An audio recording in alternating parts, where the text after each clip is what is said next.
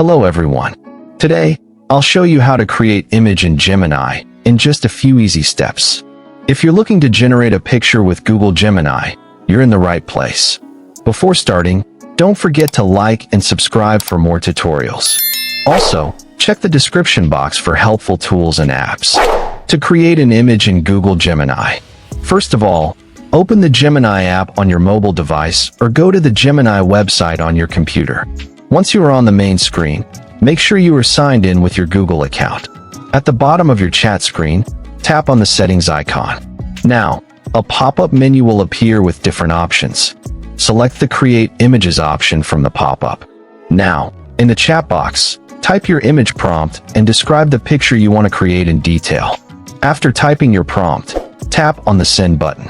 Gemini will process your request and start generating the image based on your description. It usually takes a few seconds to display the result. Once the image appears, you can tap on it to view it in full screen. If you like the image, tap on the download button to save it to your device.